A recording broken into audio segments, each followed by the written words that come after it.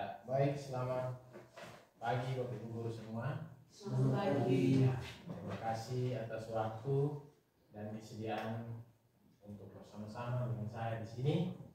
Di sini saya akan melakukan diseminasi singkat terkait tugas atau pemenuhan tagihan daripada program guru penggerak untuk modul 1.4, modul yang berkaitan budaya positif. Oleh karena itu, dalam waktu 1 jam ini, saya berharap apa yang saya sampaikan atau apa yang kita bersama ini dapat kita sama-sama gali, sama-sama percaya. Karena saya yakin bahwa berkaitan dengan budaya positif ini sebenarnya sudah dilakukan oleh kita semua. Hanya mungkin kita belum temukan polanya saja atau belum mengenali dia seperti apa, sehingga melalui kegiatan ini kita lihat dia punya pola dan sama-sama saya juga memberikan informasi yang mungkin Bapak Ibu belum sempat sampai di sana, dan Bapak Ibu juga berbagi informasi yang mungkin saya belum sampai ke sana. Jadi diseminasi kali ini dia bertema atau berjudul berbagi pemahaman dan pengalaman penerapan budaya positif. Ini merupakan pemenuhan tagihan aksi nyata modul 1.4 pada program calon guru penggerak angkatan 11.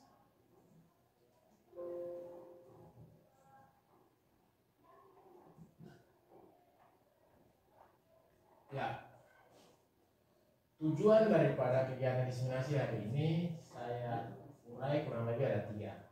Yang pertama, kita sama-sama tahu tentang konsep-konsep inti yang ada dalam budaya positif itu seperti apa.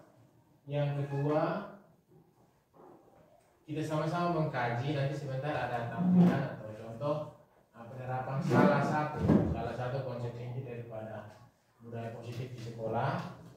Terus yang ketiga, mensimulasikan secara sederhana penerapan salah satu konsep inti budaya positif yang sebentar nanti kita sama-sama lihat.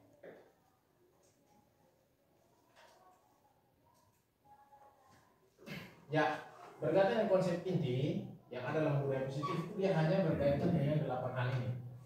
Yang pertama tentang perubahan paradigma belajar. Nah, ini sebagai dasar daripada penerapan budaya positif. Maka untuk masuk atau untuk melaksanakan budaya positif, maka yang paling pertama kita ubah adalah pandangan atau pola pikir atau pemikiran kita terhadap belajar itu sendiri.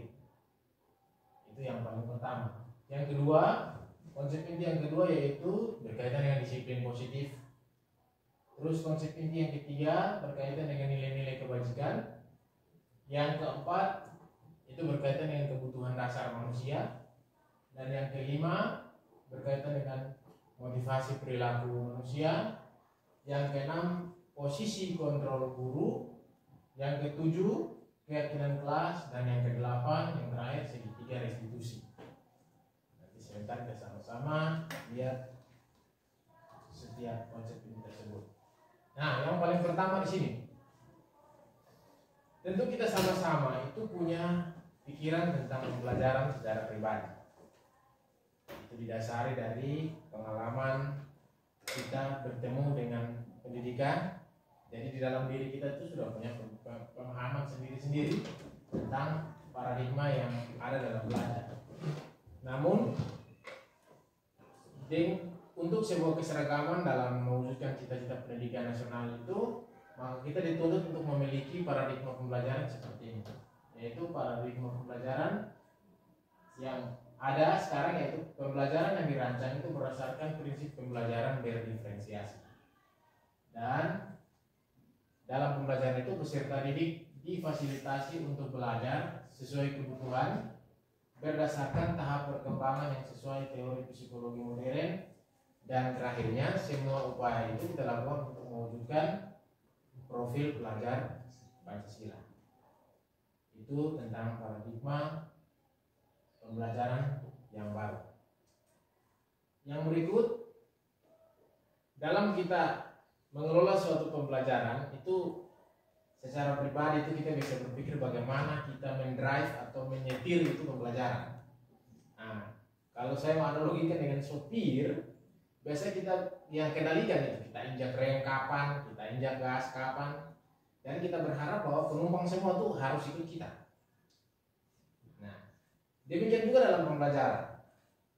Nah, kejadian semacam itu yang kita sebut dengan, atau itu sama dengan yang kita sebut dengan kontrol kita. Nah, saya sedikit keluar. Menurut teori Stoa, filosofi Stoa, itu dia bilang begini, yang bisa dikontrol manusia itu hanya dua hal, yaitu pikirannya sendiri dan perbuatannya sendiri. Sedangkan pikiran orang lain dan perbuatan orang lain itu hal yang tidak bisa dikontrol. Jadi ketika berhubungan dengan orang lain, maka yang dia berikan, dia harus berpikir bahwa itu merupakan sebuah penawaran. Jadi persetujuan atau apa yang pikiran kita diikuti orang itu adalah persetujuan terhadap penawaran yang kita berikan. Itu menurut pandangan Stoa. Nah, dalam belajar juga kita sering bertemu dengan semangat atau pemikiran seperti ini. Nah, kalau misalnya saya juga baca ini, saya juga lihat sepertinya saya merasa seperti ini. Yang pertama, ilusi bahwa guru itu mengontrol murid. Maka saya lakukan pembelajaran selalu saya berharap murid ikut saya. Itu ilusi yang pertama. Yang kedua, ilusi bahwa semua penguatan positif itu efektif dan bermanfaat. Jadi kita tidak mempolakan berdasarkan kebutuhan, tetapi apa yang kita buat sepanjang kita nilai itu positif, itu bermanfaat. Yang ketiga, ilusi bahwa kritik dan membuat rasa bersalah itu dapat menguatkan karakter. Jadi kadang itu biasa di lingkungan sekitar juga kita lihat, kita tegur orang biasa dengan kalimat yang mungkin sulit diterima. Kita bilang, berarti kamu anti kritik. Nah, padahal itu karena kita mungkin berpegang pada ini kritik, dan ketika kita membuat rasa bersalah itu kita berpikir bahwa itu dapat menguatkan karakter, sehingga mau penerimaan orang seperti apa menolak kita paksakan dia harus itu. Yang berikut, ilusi bahwa orang dewasa itu berhak untuk memaksa. Nah, ini biasa berkaitan dengan kita sebagai guru dalam kelas. Jadi ketika kita berhadapan dengan anak-anak, pemikiran seperti ini sering kita bawa. Itu berkaitan dengan miskonsepsi tentang teori kontrol. Miskonsepsi artinya pikiran yang kita percaya, kita yakini, tapi sebenarnya itu keliru, tidak sesuai dengan konsep yang benar. Nah, untuk menetralisir atau untuk mengubah miskonsepsi tersebut, maka berikut itu adalah tabel stimulus respon dan teori kontrol. Yang pertama, realitas untuk stimulus respon dia bilang begini, realitas atas kebutuhan kita itu sama. Sedangkan dalam teori kontrol dia menganggap bahwa realitas dalam kurung kebutuhan itu berbeda-beda. Itu harus kita terima. Yang berikut, semua orang melihat hal yang sama. Dan itu di teori kontrol dia bilang setiap orang memiliki gambar yang berbeda. Jadi saya pernah ketemu ada satu ilustrasi seorang dosen, dia taruh air setengah botol di atas meja, terus dia menyuruh mahasiswanya untuk mendeskripsikan. Ada yang bilang begini, air itu setengah penuh, dan ada yang bilang air itu setengah kosong, setengahnya terisi, setengahnya kosong. Nah, ketika kita mau masuk ke dalam konsep benar salah, itu dua-dua benar. Tetapi hal ini sering kita jumpai, yang membuat jadi rumit adalah ego kita. Padahal itu sama-sama berhubungan dengan hal yang bisa diterima dalam asas kebenaran. Yang berikut, mencoba mengubah orang agar pandangannya sama dengan kita, ini seringkali. Ini kita sebagai guru karena kita tidak saran seringkali terjadi. Sedangkan di teori kontrol kita harus memahami pandangan orang lain tentang dunia. Gitu.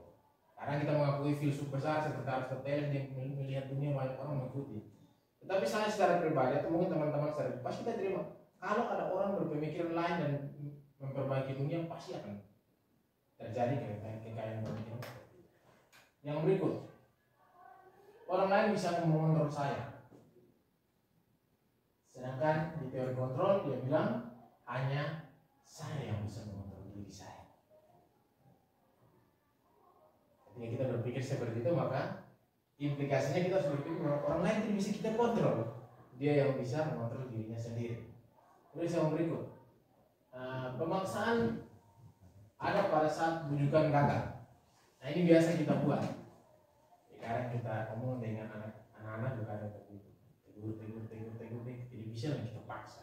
Paksa itu bukan berarti kita dorong-dorong dia, tetapi kita memberikan hukuman-hukuman itu juga termasuk dalam bentuk paksaan. Kenapa sampai paksaan? Itu karena apa yang kita lakukan itu belum sampai pada tingkat kesadaran, belum masuk pada alam sadar. Sedangkan teori kontrol itu kolaborasi dan konsensus menciptakan pilihan baru. Dan yang terakhir, ini yang sangat tajam membedakan antara stimulus respon dan teori kontrol, yaitu boleh berpikir menang atau kalah. Sedangkan di teori kontrol boleh berpikir menang-menang. Nah, jadi ini korban dan pelaku itu kita harus melihat dua-dua dalam posisi menang-menang. Jadi kalau kita lihat secara lateral kita tidak bisa begitu, mas satu korban satu pelaku, kita harus melihat dalam kondisi menang-menang. Tapi kita masuk pada konsep kesadaran, maka menang-menang kita harus kita pikirkan. Ya, yang pertama tentang disiplin positif itu yang paling pertama kita lihat dulu apa itu disiplin. Disiplin itu berasal dari kata disiplina, yang artinya belajar. Jadi disiplin mengacu pada disiplin diri yang bertanggung jawab terhadap apa yang dilakukan berdasarkan nilai-nilai yang diyakini. Itu disiplin, kita lihat definisinya. Terus kita hubungkan dengan kata positif, maka disiplin itu mempunyai pemahaman bahwa salah satu cara penerapan disiplin yang bertujuan untuk menumbuhkan kesadaran serta memberdayakan murid tanpa imbalan dan ancaman atau hukuman. Begitu. Itu disiplin positif. Nah, untuk menerapkan disiplin positif tersebut, maka kita lihat posisi kita sebagai seorang guru dalam hal itu ya adalah yang pertama, kita harus memiliki tujuan bahwa kita sebagai pendidik adalah kita berupaya untuk menciptakan murid yang memiliki disiplin diri sehingga mereka berperilaku mengacu pada nilai-nilai kebajikan universal dan memiliki motivasi intrinsik dalam perubahan perilaku ke arah yang lebih baik. Jadi sebentar kita masuk ke teori motivasi, ada dua jenis teori motivasi, ekstrinsik dan intrinsik. Jadi tujuan kita posisi pendidik adalah menciptakan motivasi intrinsik. Nah, ini nilai berkaitan dengan disiplin positif, ini kita lihat ada beberapa nilai kebajikan universal. Nilai kebajikan artinya nilai-nilai yang diyakini secara umum oleh semua orang, yang diterima dan diyakini. Nilai-nilai itu yang pertama kalau kita lihat dalam profil pelajar Pancasila itu 6 dimensi profil pelajar Pancasila merupakan nilai kebajikan yang perlu kita terima dan terapkan dalam setiap pembelajaran kita. Selain itu ada PYP kita bisa lihat, dan ada 9 pilar karakter juga, itu kita bisa lihat sebagai nilai-nilai kebajikan universal. Terus yang berikut juga masih ada tentang nilai-nilai kebajikan universal yang bisa kita terima. Jadi dia kurang lebih ada 3 slide yang memuat semua tentang nilai-nilai kebajikan universal. Yang berikut kita masuk pada kebutuhan dasar manusia. Orang bilang begini, seseorang yang melakukan sesuatu untuk memenuhi kebutuhan hidupnya. Itu kalau kita tarik jauh, kita tidak melihat manusia sebagai suatu figur, kita tarik jauh dalam kingdom animalia, manusia masuk ke dalam kelompok itu, maka kita akan melihat hal ini sebagai hal yang lahiriah terjadi, yaitu kebutuhan dasar dipenuhi oleh perilaku-perilaku yang dilakukan. Dan itu berlaku untuk hewan dan juga berlaku untuk manusia. Dan dia melakukan segala sesuatu untuk memenuhi kebutuhan dasar.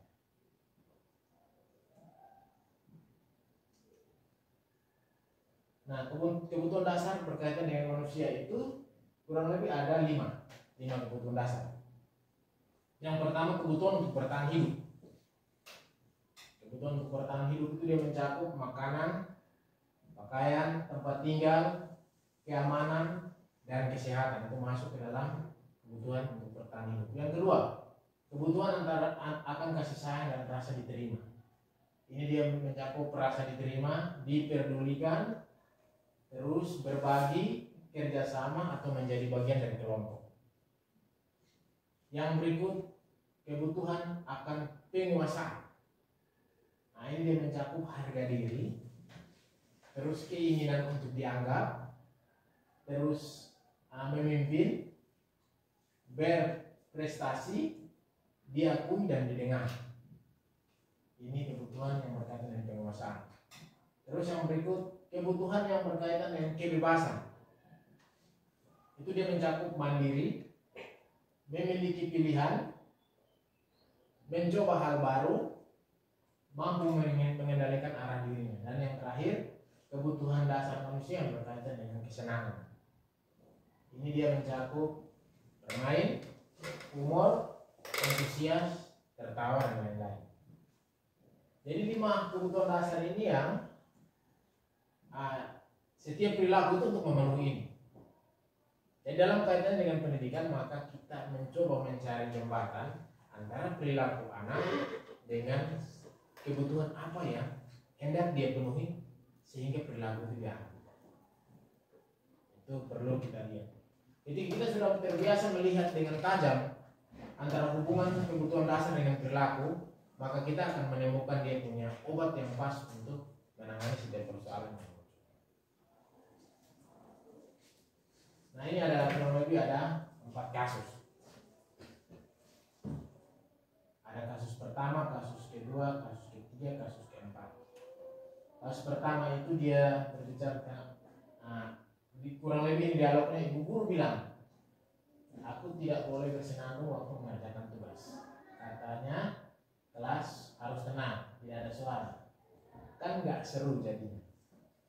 Nah, ini kita harus tahu ini kira-kira dia punya perilaku seperti ini, kebutuhan dasar yang dia harap untuk dipenuhi apa. Terus yang berikut, aku sebal gambarku tidak rapi, malah ibu guru nunjukin ke teman-temanku ke depan kelas. Ini juga kira-kira kebutuhan apa ya perlu untuk dipenuhi. Nah, hal-hal konkret seperti ini sering kali kita jumpai dalam kelas. Hanya kadang kita langsung memberikan penghakiman, padahal apa yang kita lakukan itu atau apa yang sedang terjadi itu justru mempengaruhi mentalnya dia. Ketika kita tidak melakukan pembimbingan dengan baik, maka justru akan mempengaruhi mentalnya dia. Itu tentang contoh kasus tentang yang berkaitan dengan kebutuhan dasar manusia. Yang berikut, dari kebutuhan-kebutuhan dasar tadi itu kita beranjak ke yang berkaitan dengan motivasi perilaku manusia. Jadi secara gambar besar kita lihat motivasi manusia itu terbagi atas 2, yaitu motivasi ekstrinsik atau motivasi yang tumbuh karena pengaruh dari luar, dan motivasi intrinsik atau motivasi yang tumbuh dari dalam diri. Ketika motivasi yang tumbuh itu dipengaruhi dari luar, maka ketika pengaruhnya itu hilang, maka motivasinya juga akan mati. Itu seringkali terjadi. Nah, motivasi ekstrinsik ini memiliki 2 bagian, yaitu menghindari ketidaknyamanan atau hukuman dan mendapatkan imbalan atau penghargaan.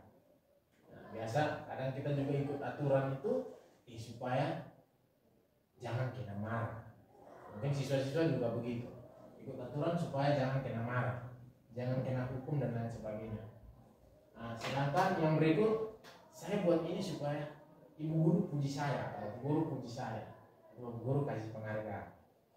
Itu berkaitan dengan motivasi intrinsik. Sedangkan motivasi motivasi ekstrinsik dia mencakup menjadi orang yang dia inginkan dalam keyakinannya, dia menjadi orang yang dia inginkan, terus menghargai diri sendiri dan berpegang pada nilai yang dia atau mereka percaya. Nah, tugas besar kita adalah bagaimana menumbuhkan motivasi intrinsik. Itu tugas besar kita. Nah, dalam menumbuhkan motivasi itu kita sering berputar-putar pada tiga hal ini. Yaitu hukuman, konsekuensi, dan restitusi. Nah, dalam kelompok hukuman itu, dalam bagian hukuman itu biasanya tidak terencana. Jadi ketika kita bertemu dengan suatu kesalahan atau suatu pelanggaran, kita langsung menghukum tanpa punya satu konsep yang bisa kita pegang sama-sama. Contoh, misalnya ada siswa yang terlambat, kita kasih hukuman misalnya lari piring 8-10 kali. Ada yang ribut dalam kelas, juga kita kasih hukuman yang sama atau bahkan lebih. Nanti kadang-kadang kita berpikir, jangan sampai tadi hukuman dia punya pelanggaran kecil, tapi saya buat ini sudah lebih besar dari yang teman-teman yang lain yang melakukan pelanggaran yang lain yang harusnya lebih besar. Nah, itu biasanya hukuman. Terus yang berikut, ciri-cirinya murid tidak tahu apa-apa yang terjadi. Jadi dia tidak tahu itu hukuman kasih itu tujuannya untuk apa. Terus yang berikut, dia bersifat satu arah, artinya tidak ada dialog di situ. Dan yang terakhir berupa hukuman. Hukuman ini dia bisa berupa hukuman fisik dan juga hukuman psikis. Yang berikut itu berkaitan konsekuensi. Konsekuensi itu dia terencana, dia sudah ada kesepakatan. Nah, ini yang biasa kita buat di dalam kelas-kelas kita. Jadi kalau tidak buat ini maka akan terjadi ini, tidak buat ini maka akan terjadi ini. Itu dia sudah masuk pada ranah konsekuensi. Terus tetapi murid tetap dibuat tidak nyaman di situ. Dan yang terakhir, sikap guru itu selalu melakukan monitoring terhadap kesepakatan yang sudah dibuat. Dan yang terakhir, restitusi. Untuk restitusi itu proses menciptakan kondisi bagi murid untuk memperbaiki kesalahan. Dan proses ini berlangsung secara kolaboratif yang mengajarkan murid untuk mencari solusinya sendiri. Nah, ini memang kalau kita lihat kondisi lingkungan belajar kita yang terjadi di sini ini, mungkin ini butuh pergumulan yang lebih. Tetapi ketika dibiasakan pelan-pelan, maka karena ini kalau proses kolaborasi dan mencari solusi ini kan kita butuh interaktif antara guru dan siswa. Ini yang susah. Nah, mereka belum bisa secara nyaman memberikan pendapat, itu biasa kita jumpai dalam kelas. Tapi ini menjadi tugas kita untuk bagaimana melakukan hal tersebut. Nah, ini mungkin teman-teman sudah pernah dengar, sudah pernah baca juga tentang 5 posisi kontrol yang ada secara umum. Yaitu kita kadang mengambil peran atau mengambil posisi sebagai penghukum. Kita kadang mengambil posisi sebagai itu. Yang berikut, kita kadang mengambil peran atau posisi sebagai pembuat rasa bersalah. Itu biasa kita lakukan. Yang berikut, kita juga biasa mengambil peran sebagai teman. Dan yang berikut, kita juga mengambil peran sebagai pemantau. Dan yang terakhir, ada peran sebagai manajer. Nah, dari kelima posisi kontrol ini, nanti kita lihat mana posisi kontrol yang sesuai dengan paradigma atau sesuai dengan pandangan pembelajaran kita.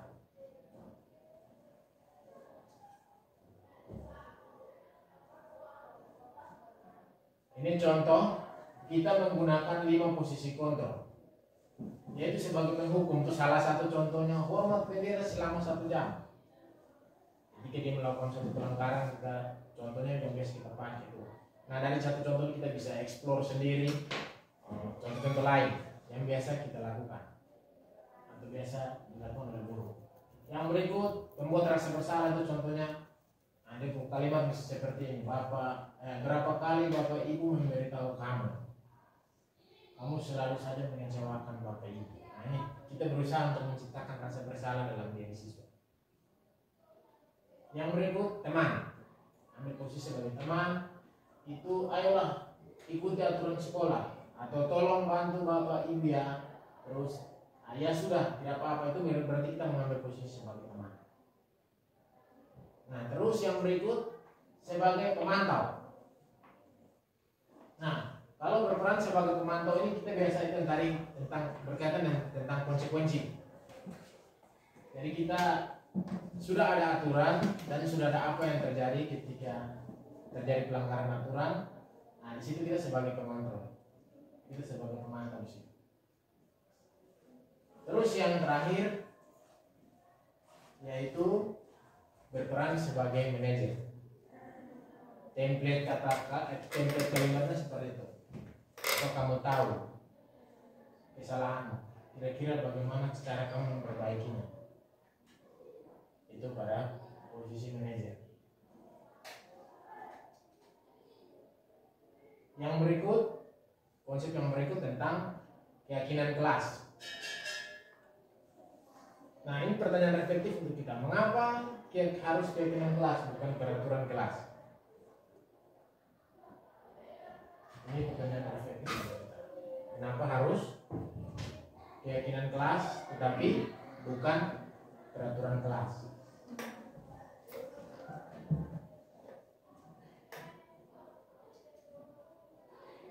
Nah, dalam proses membuat keyakinan kelas itu sendiri, sebenarnya itu dia punya konsep inti atau dia punya pemahaman seperti ini, yaitu keyakinan kelas yang dibuat itu bersifat abstrak. Abstrak artinya dia itu umum, dia bersifat umum, yang mana semua hal-hal konkret itu bergantung di bawah itu. Jadi kalau misalnya keyakinan kelas itu tentang tanggung jawab, maka datang tepat waktu, itu semua tuh bergantung di bawah itu. Nah, yang menjadi berat di sini, siswa kadang dia sulit menghubungkan antara dia punya perilaku dengan keyakinan kelas yang sudah dibuat, yang ditulis secara abstrak ini. Jadi tugas kita yang berat di situ, bagaimana mengelompokkan setiap perilaku itu ke dalam satu kalimat abstrak yang bisa dipegang secara bersama-sama. Terus yang berikut, dia berupa pernyataan yang universal atau berupa pernyataan yang umum. Terus yang berikut dibuat dengan pernyataan positif. Jadi kata dilarang, jangan, itu semua tidak ada dalam situ. Yang berikut, dia sesuai dengan kondisi yang terjadi di kelas, di sekolah sehingga mudah diterapkan. Dan yang keenam, yang terakhir, dalam pembuatan keyakinan kelas itu harus melibatkan semua warga sekolah atau untuk keyakinan sekolah dan semua warga kelas untuk keyakinan kelas.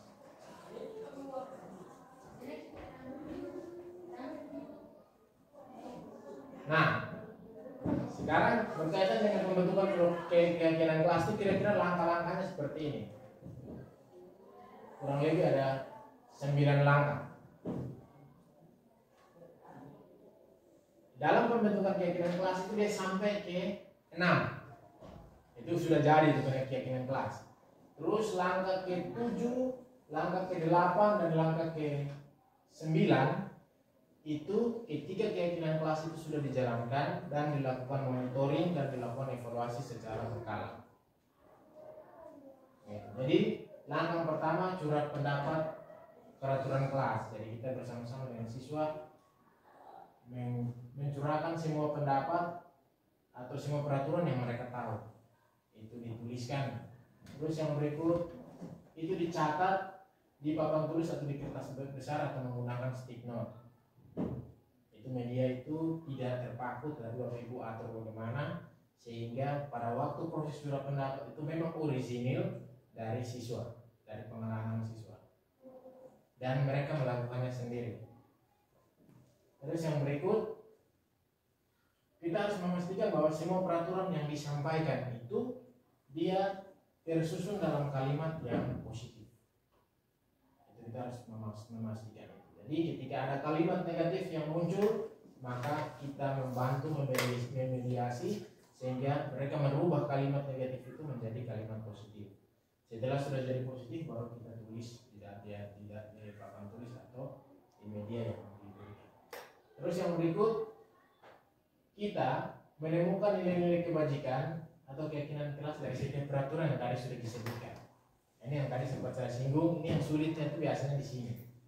Jadi bagaimana membawa mereka untuk mengelompokkan peraturan seperti ini yang masuk ke dalam nilai kebajikan yang mana, sehingga mereka bisa menyusun sendiri. Nanti dari sekian puluh atau sekian ratus peraturan yang disebutkan itu dia akan menggantung pada nilai kebajikan yang mungkin tidak lebih dari 10, tidak lebih dari 5. Dia bisa menggantung di sini. Terus yang berikut, setelah jadi kita tinjau dan setujui sama-sama. Jangan sampai apa yang sudah kita pilih ada di antara seluruh warga sekolah itu merasa terbeban untuk melakukannya. Kalau merasa terbeban bukan berarti peraturan itu dihilangkan, tidak, tetapi membangun kesadaran atau membangun keyakinan dalam diri bahwa hal itu harus atau diambil sebagai hal yang diyakini bersama untuk dijalankan. Yang ke-6 dan seterusnya, yang ke-6 itu setelah jadi dicetak dan ditempelkan di media-media yang ada di kelas atau di media yang disediakan sekolah untuk keyakinan sekolah. Dan yang ke-7 sampai ke-9 itu merupakan proses pelaksanaan keyakinan kelas, monitoring dan analisis apa yang terjadi dalam penerapan keyakinan kelas, serta melakukan evaluasi dan refleksi. Yang berikut dan yang paling terakhir tentang konsep inti budaya positif yaitu segitiga restitusi. Nah, segitiga restitusi ini dia berhubungan dengan suatu proses dialog yang dilakukan guru agar dapat menciptakan siswa yang bertanggung jawab. Sebenarnya ini nih, setelah saya lihat ini, sebenarnya ini kita lakukan secara langsung tanpa kita sadari, sering-sering kita lakukan ini. Contohnya ketika ada siswa bermasalah kan kita panggil ke kantor, kita biasa lakukan hal ini. Jadi ketika kita lihat ini, kita hanya bagaimana untuk memasukkan 3 komponen inti daripada segitiga restitusi untuk masuk dalam proses atau penyelesaian persoalan yang seringkali kita lakukan. Jadi kalau kita lupa pada bagian itu, kita harus masuk. Tidak bisa satu kita lupa karena ini semua merupakan satu kesatuan yang berkesinambungan dan mempunyai fungsi secara berurutan yang baik. Tujuannya untuk menimbulkan kesadaran. Nah, tahapannya itu dimulai dari validasi tindakan yang salah, dimulai dari menstabilkan identitas, minta maaf. Terus setelah menstabilkan identitas, dia masuk kepada validasi tindakan yang salah. Setelah validasi tindakan yang salah, baru diakhiri dengan menanyakan keyakinan.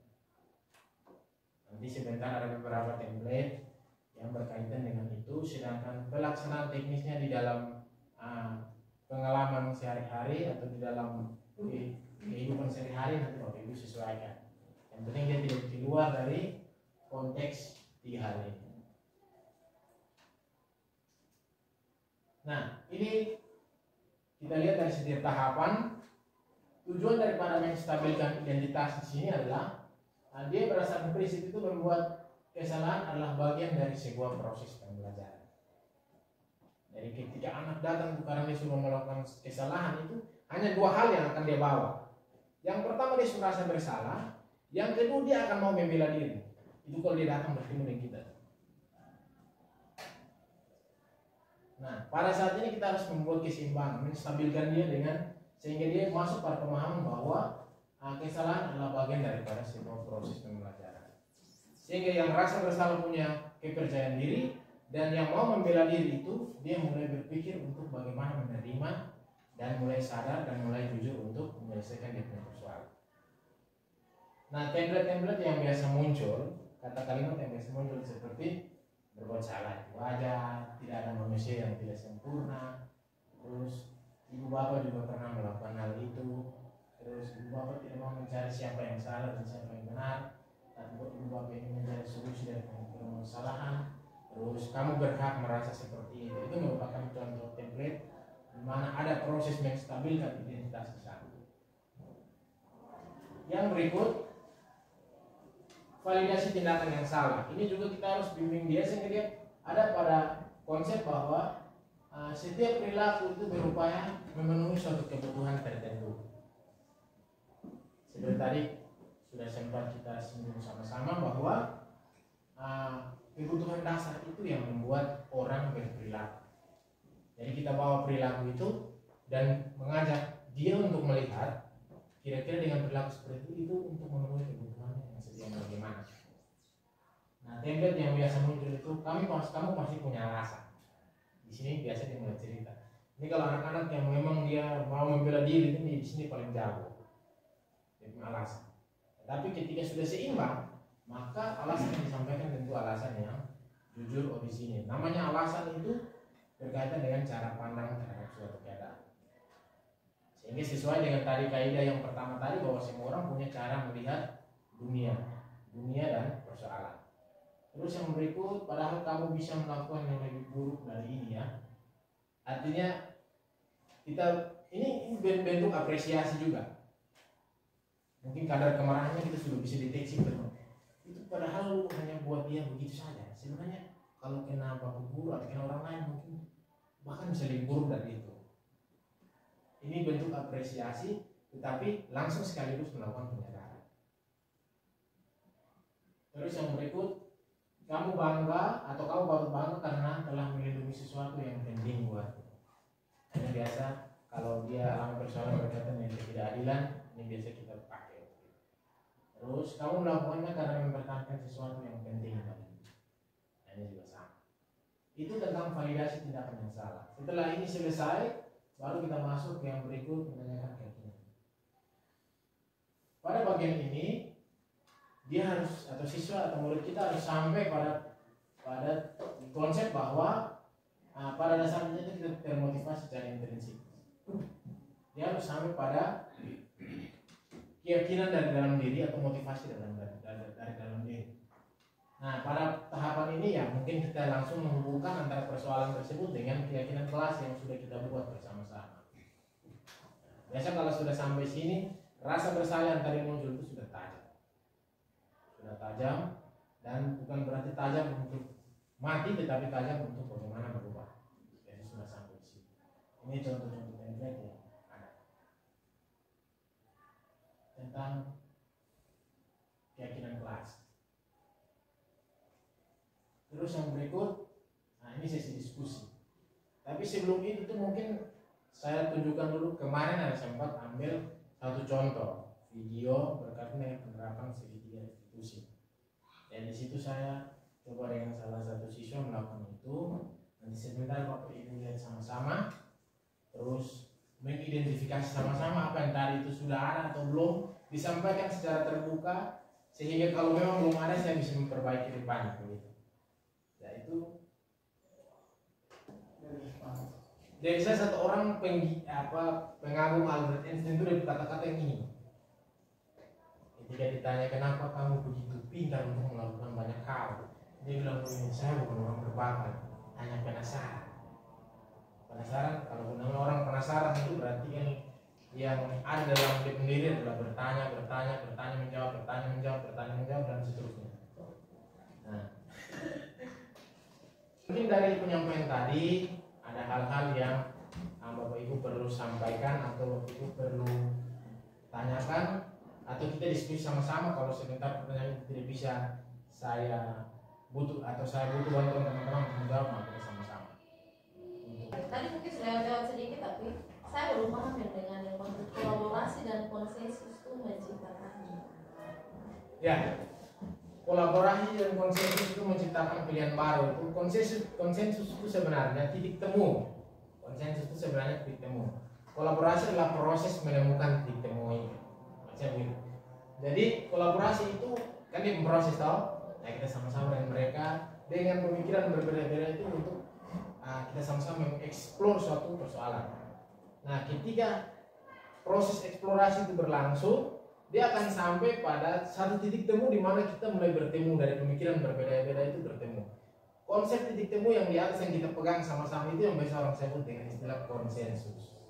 Dan ketika konsensus itu sudah dipatenkan menjadi suatu keyakinan bersama, maka itu yang tadi Ibu sampaikan bahwa itu akan menjadi apa tadi?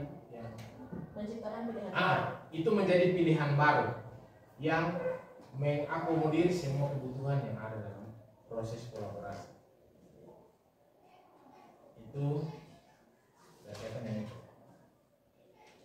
Yang berikut, atau mungkin dari Bapak Ibu ada pendapat untuk menambahkan apa yang saya sampaikan terkait dengan proses kolaborasi dan konsensus untuk menciptakan pilihan baru. Mungkin tadi ya, tadi saya mau jelaskan kayak ada satu contoh di mungkin masuk dalam posisi kontrol. Satu siswa dia belajar terus nanti mengerjakan tugas dia nyanyi mungkin ada guru yang bilang itu tenang karena ini membantu. Sebenarnya itu tadi kembali ke pelajaran diferensiasi, semua orang punya cara belajar yang berbeda. Tapi artinya guru menegur di sini dengan tujuan karena mungkin yang lain terganggu. Tapi di sisi lain yang ditegur ini merasa kok ini tidak enak begitu. Jadi kalau saya mau minta pendapat dari teman-teman, makanya tindakan yang baik dilakukan untuk yang seperti itu bagaimana? Nah, mungkin untuk dia bisa senang kerja tugas yang seperti ini, tapi dia nyanyi-nyanyi. Dan tujuan guru tegur itu maksudnya karena mungkin yang lain ini satu nih dia nyanyi ini saya terganggu, saya tidak bisa konsentrasi, akhirnya dan tidak enak. Maksudnya kalau kita mau ikut dia berarti hanya kita pikir dia kesenangan saja, sedangkan yang lain masih terganggu. Mungkin saya minta Bapak jelaskan sedikit. Sebenarnya tindakan seperti apa yang patut kita ambil dengan hal-hal kejadian di kelas. Ya, baik. Memang ketika kalau ini dari saya sampai terus sama-sama berbagi, mungkin kita berhadapan di situasi yang langsung konkret dan terjadi pada saat itu, pasti kita akan lakukan tindakan-tindakan langsung cepat untuk meresponnya. Seperti tadi sebenarnya respon tadi itu guru waktu dalam memang konteks seperti langsung dia respon untuk melakukan hal tersebut. Tetapi untuk berkaitan dengan kasus ini itu memang saya juga setuju untuk pilihan itu diambil, yaitu menegur karena dia sendiri toh, karena dalam konteks itu. Nah, tetapi di keadaan itu menggambarkan bahwa adanya proses diagnostik daripada persiapan pembelajaran itu. Nah, sehingga keadaan itu bisa terjadi. Jadi kalau kita jadi guru yang lebih reflektif, maka kita harus menerima itu sebagai bagian dari kegagalan kita dalam melaksanakan pembelajaran yang mengakomodir semua kebutuhan. Kita terima dulu kita terima dulu seperti itu, dan diharapkan pada pembelajaran selanjutnya itu kita berupaya untuk melakukan mengakomodir semua kebutuhan belajar. Jadi kemarin sempat ada satu literatur singkat yang saya baca itu dalam mengerjakan tugas saya. Dalam mengerjakan tugas saya secara pribadi ini, secara individual ini, itu ada guru yang memberikan pilihan itu, misalnya mereka boleh bekerja di tempat yang mereka sukai. Jadi karena tugasnya tugas individu, jadi bisa berpindah tempat ke tempat yang dia suka. Jadi bisa di dalam kelas, bisa sama-sama dengan teman-teman untuk membahas, tidak apa-apa. Atau bisa di luar kelas, tidak apa-apa. Hanya kita masuk pada persoalan baru, artinya belum terbiasa lah. Ketika mereka di luar kan sulit dikontrol. Nah, itu juga kita harus pikirkan. Nah, tetapi dalam satu pemikiran yang positif bahwa jika kita biasakan terus maka akan. Itu dari saya, mungkin teman-teman bisa tambah sebagai bagian dari itu. Mungkin saya Ya, baik. berhubung dengan pertanyaan yang mau kita sampaikan itu, saya juga punya pertanyaan begini. Apa yang mesti kita lakukan untuk menyadarkan anak yang bersangkutan? Ya. Karena ketika dia ribut atau dia menyanyi yang jelas bahwa mengganggu perasaan orang lain. Nah, ini memang biasanya kita temukan di dalam kelas. Nah, salah satu trik yang biasanya saya pakai itu, supaya orang lain jangan terganggu, maka saya pakai kode. Memberi isyarat dengan sendirinya dia bisa sadar bahwa oh saya ribut ini mengganggu teman yang ada di sana. Itu yang biasa saya temukan dan memang sulit juga. Memang cara belajar dari setiap peserta didik itu beda-beda. Jadi ada yang mesti dia sementara belajar tapi mesti ganggu di kawan dulu. Sementara dia punya kawan ini tidak mau. Ada serius kerja terus diganggu, akhirnya nanti dia balik lagi karena secara tiba-tiba dia kaget mungkin sehingga dia balik melakukan kekerasan. Jadi itu yang biasanya saya nasihati di kelas itu kalau dari berapa jumlah anak-anak yang ada di dalam, misalnya dalam kelompok belajar, kemudian satu kelompoknya ada satu anak, yang lain ini ada serius, tapi yang satu ini ada saja bikin suasana itu gaduh, sehingga untuk kasih sadar dia supaya dia tenang. Karena kalau saya berbicara suara keras jangan sampai itu juga mengganggu anak-anak yang lain, sehingga pakai kode saja, pakai tanda isyarat saja supaya dia bisa bisa begini, bisa dia. Mungkin itu sudah saya.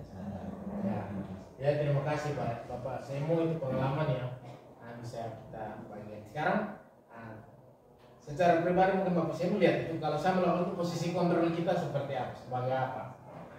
Seperti tadi kalau saya mau tidak, Bapak saya tidak keberatan kalau saya mau melihat, mencoba membantu melihat posisi kontrol yang baik. Bapak saya mau buat seperti menciptakan rasa bersalah. Tetapi jangan berhenti di situ, Ini hal ini memang sulit kita rubah karena dia berkaitan dengan kebutuhan belajarnya dia. Tapi kita bisa mengarahkan dia pada keyakinannya, kita pegang sama-sama. Maka prosesnya itu masuk ke segitiga institusi yang tadi. Jadi setelah ada kejadian dalam kelas, lalu bawa ke diskusi secara personal dengan dia. Tapi dalam diskusi personal itu kita harus bagaimana posisikan diri supaya jangan dia datang seperti ke pengadilan begitu, datang sebagai tersangka begitu, tidak, tapi datang sebagai bentuk kepikiran karena sebagai tersangka terdakwa. Ya, ini adalah proses restitusi singkat yang dibuat oleh saya sendiri. Jadi Bapak Ibu nanti sama-sama lihat dan sama-sama kita melihat kira-kira yang saya buat itu betul atau tidak. Kalau sudah betul atau belum, sebentar Bapak Ibu kasih masukan juga. Supaya saling memperkaya, saling memperbaiki. Saya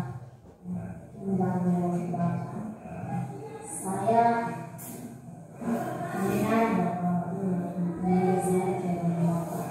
ya, manusia di sini untuk membicarakan satu hal terkait dengan guru negara pendidikan dari pagi. Mungkin Rusia punya pendidikan dari pagi. Jadi terus bukan artis jadi dia masih apa? Kaku. Masih belajar banyak ya.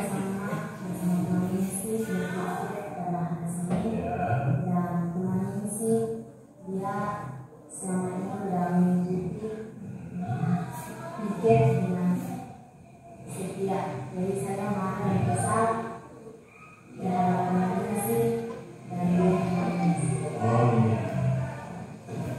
Jadi teman yang sini dipikir, jadi sudah marah, kalau sudah marah ya, terus menuliskan kejadian tadi itu menulisnya bagaimana? Bisa merasakan seperti apa? Menurut saya itu misi dipangkas di mana tidak melakukan tugas setia. Yang namanya salah itu semua sesat,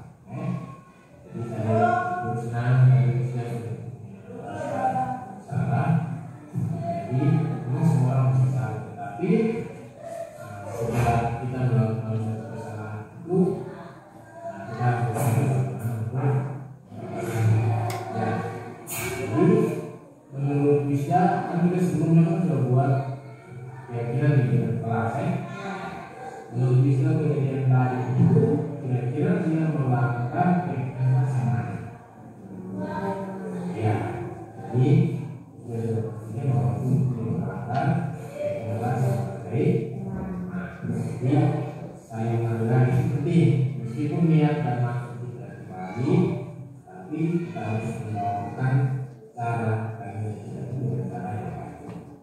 Saya sampaikan. Guru saya juga sebelumnya itu guru sudah panggil ini sudah masih juga sudah sampaikan apa pikiran masih juga. Mungkin juga bilang dia mungkin dia. Nah, lalu kita setelah itu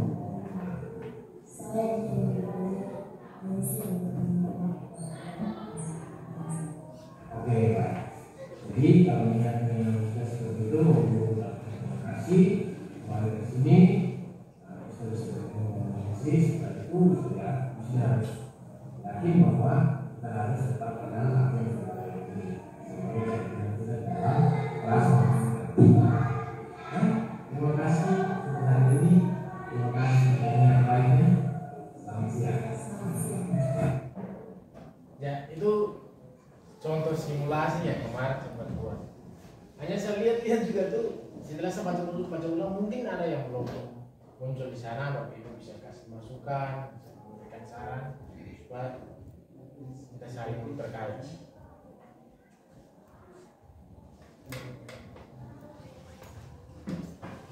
Ada kok guru, Bapak Ibu.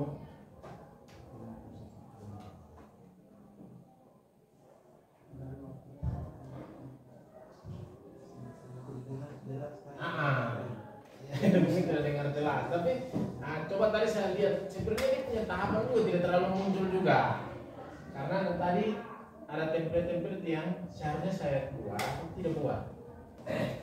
Saya punya pertanyaan, bagaimana caranya? Apa yang mesti kita lakukan untuk menyadarkan orang lain pada teori kontrol ini? Ya. Dia punya trik-trik yang bagaimana yang mesti kita lakukan ini. Ya. Jadi untuk membangun kesadaran itu mungkin dia langsung ke segitiga distribusi itu, dia sampai ke situ.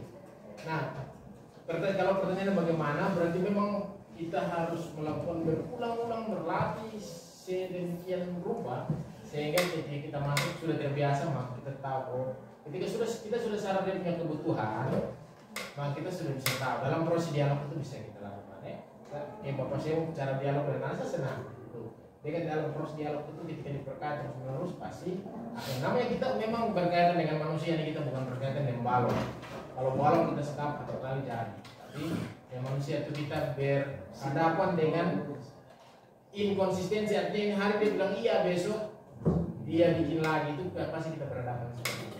Tapi kita memastikan bahwa dia tidak terjadi begitu terus menerus, tetap kita kurangi maka menjadi kebiasaan umum. Kebiasaan umum dalam artinya tidak semua ini, tetapi minimal sebagian besar itu dia mengerti. Dan kalau sudah sebagian besar maka dia akan mempengaruhi yang lain untuk ada pada suatu budaya. Ya mungkin Kakak, ini menurut pemahaman saya, sebelum kita mengontrol orang lain, kita sendiri harus kontrol diri. Itu yang paling penting. Nah, sehingga kita tingkat emosional kita kontrol dan baru kita hadapi itu yang paling penting. Maka dari di awal itu kita sudah ada pada pemahaman bahwa yang bisa kita kontrol adalah diri sendiri dan pikiran kita. Itu kita bisa kontrol. Itu dulu kita bereskan, setelah selesai baru kita bisa bukan mengontrol tapi membuat semacam konsensus bersama. Jadi mungkin diskusinya kita sampai di sini, kita ke yang berikut. Jadi ini nih pada bagian ini kita asik seperti tujuan kita yang tadi yang ketiga. Jadi kita buat simulasi sederhana, ilustrasinya itu sudah ada. Jadi simulasi sederhana kebetulan pas kita ada 6 orang. Jadi ada 2 kelompok, satu kelompok 3, satu kelompok 3. Jadi kita buat simulasi sederhana, ada 3 ilustrasi. Jadi nanti kita berputar. Berputarnya begini, nanti kalau Bapak Simu jadi siswa, Bapak Alo jadi guru, nah Bapak Sam jadi observer. Habis ganti lagi di ilustrasi kedua Bapak Alo jadi guru, Bapak Sam jadi siswa, nah Bapak Simu observer. Sampai ke 3 selesai, baru Nanti yang prosesnya itu kita tidak laporkan, tetapi nanti yang observer itu yang dia bahas hasil observasi terhadap rekan sejawat. Jadi pembagian kelompoknya bagaimana? Saya tentukan atau ibu sendiri pilih atau kita pakai hitung? Atau sudah posisi duduk ini? Posisi duduk kan? Berarti Ibu Soy memesin dengan Fanny, Bapak Sam, Bapak Alo dengan Bapak Semu. Kita buat simulasi singkat. Jadi tidak di depan, tapi masing-masing di dalam kelompok satu. Jadi masing-masing dalam kelompok diskusi sudah selesai, tinggal sampaikan dan dibacakan hasil observasi.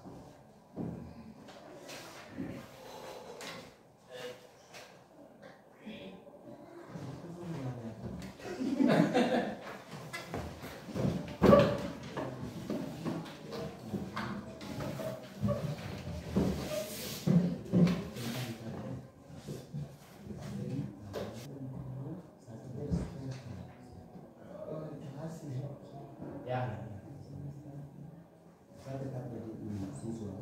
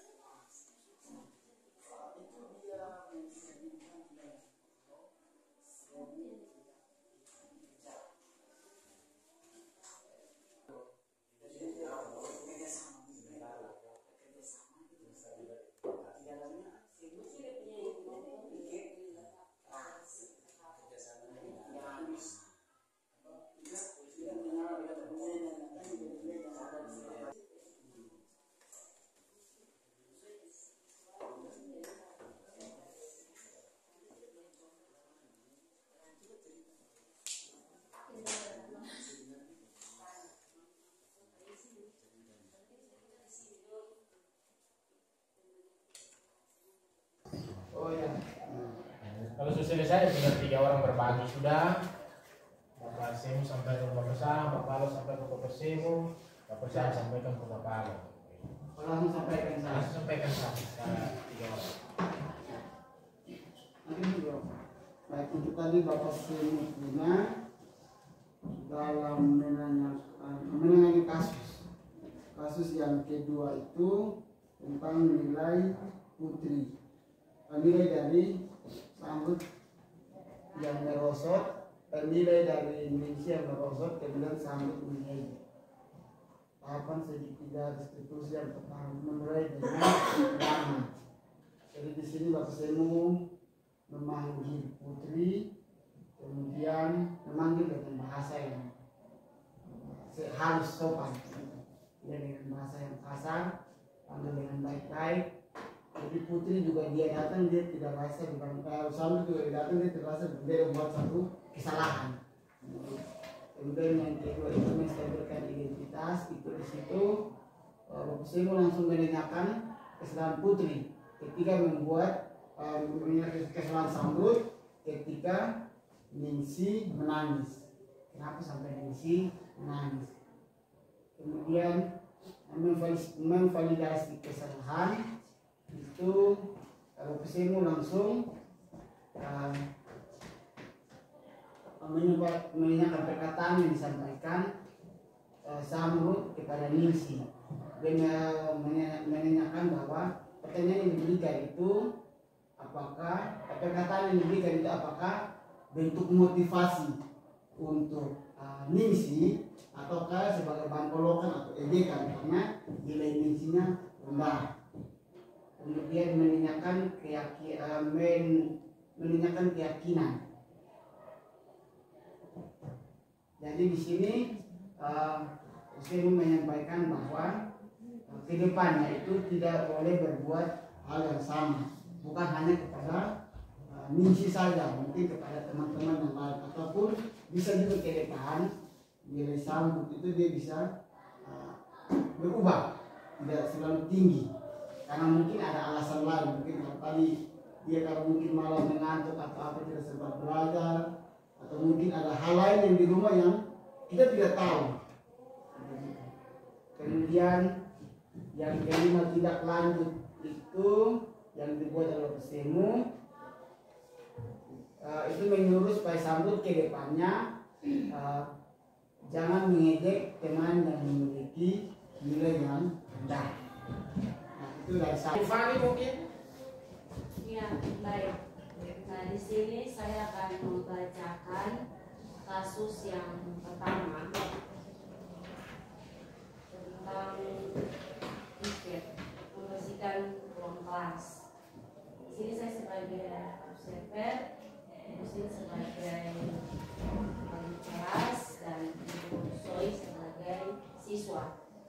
Jadi yang saya lihat dari tahapan segitiga restitusi, yang pertama memulai dengan ramah.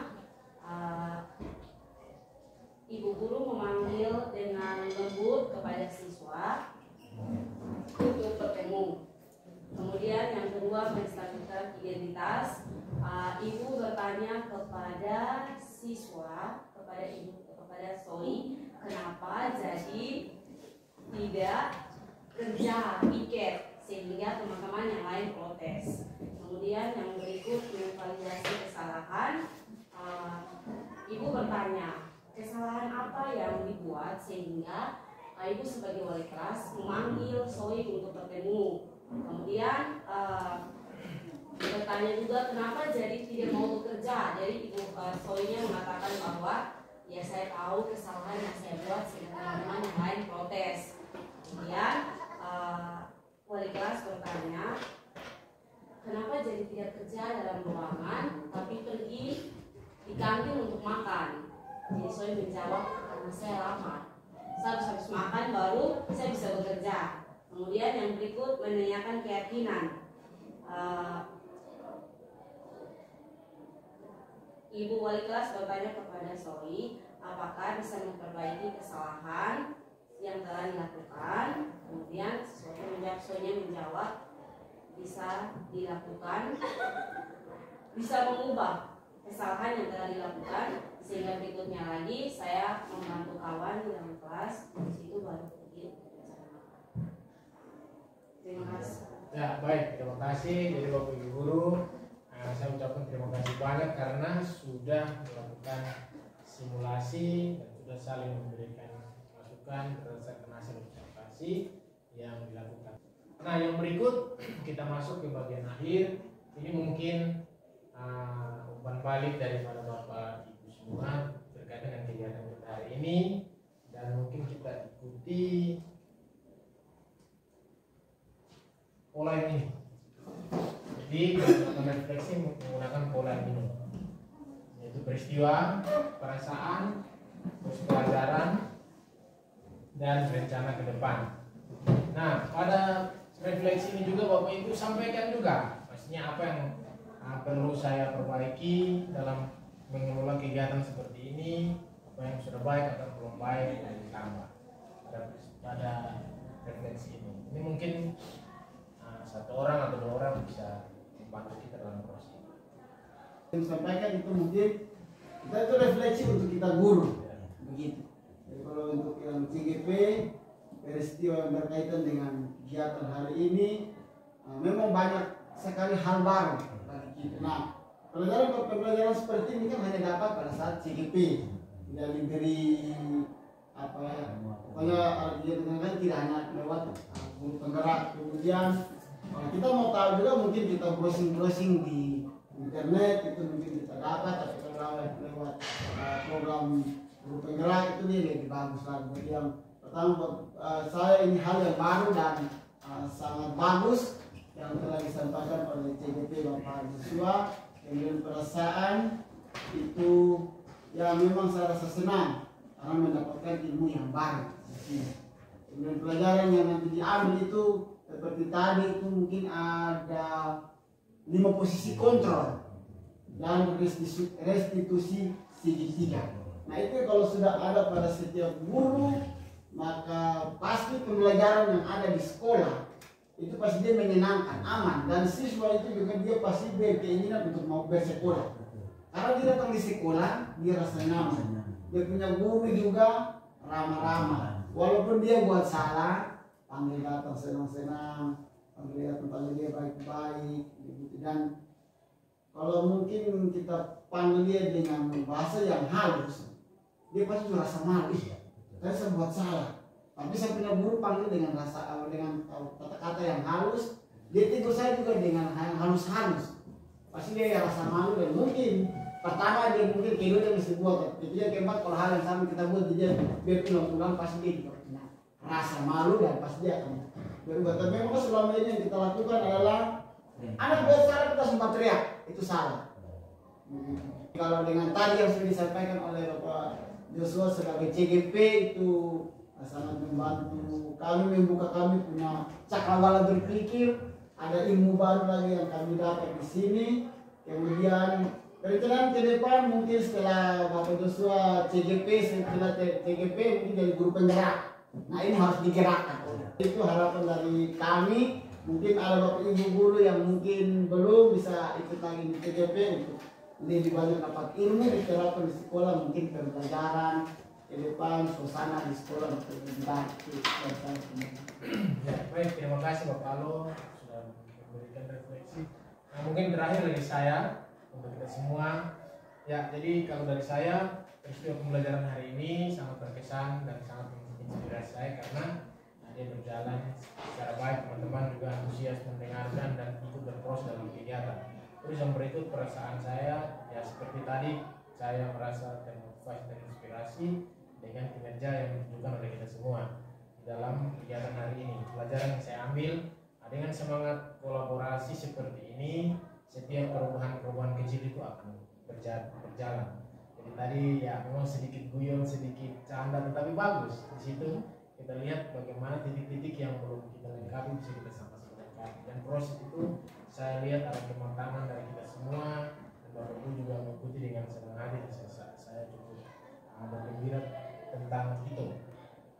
Terus yang berikut pelajaran yang diambil ya tadi sudah. Yang berikut perencanaan ke depan mungkin kita saling mengingatkan juga. Dari Bapak Alun juga sudah gantung harapan ke saya juga gantung balik.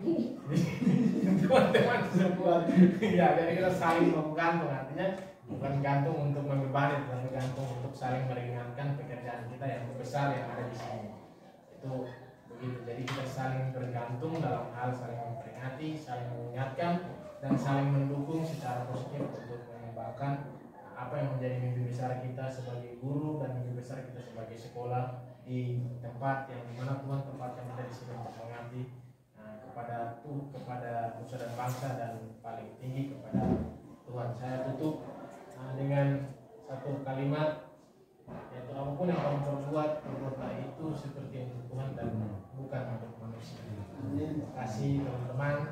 Dan pada penutup, dalam penerapan disiplin positif, hendaknya guru memiliki standar kepribadian profesional dan sosial yang baik, di mana guru mampu merefleksikan dirinya dalam posisi kontrol saat ini. Bagaimana perjalanan dirinya sebagai among atau sebagai manajer yang menuntun murid-muridnya menjadi insan yang mandiri, merdeka, dan bertanggung jawab sesuai standar nasional pendidikan. Baik Bapak Ibu, terima kasih untuk kegiatan hari ini.